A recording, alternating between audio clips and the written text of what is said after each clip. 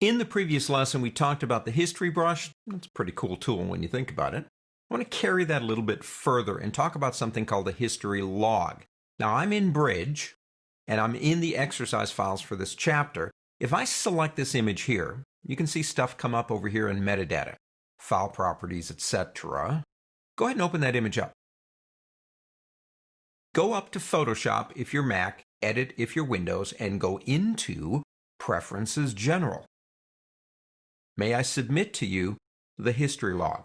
Now, this is not on by default, so you got to check that to turn it on.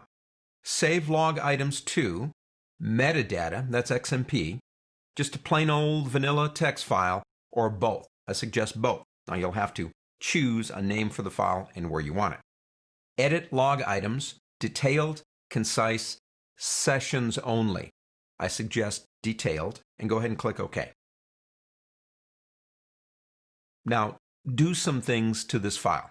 For example, we could come into our half moon icon down here and maybe do something like, hue and saturation. Let's just do something here that you can see very easily. And I don't know, we like that. We're happy with that. And we'll go ahead and close that out right here. Let's do one more.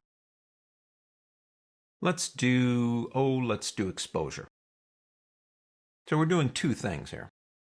A little bit of offset and a little bit of exposure, something like that.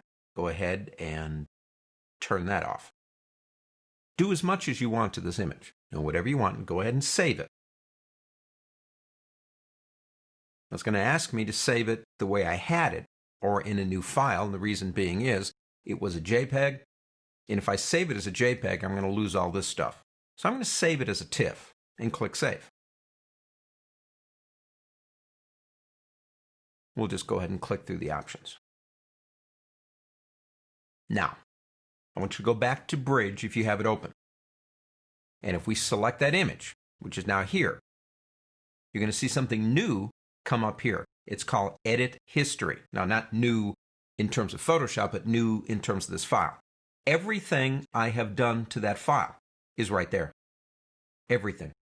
Every detail, everything that I have done is now recorded, and it will continue to record everything I did. Now, don't forget, we saved also a text file. Let me go ahead and get out to the desktop here. And here it is. Let's go ahead and open it up.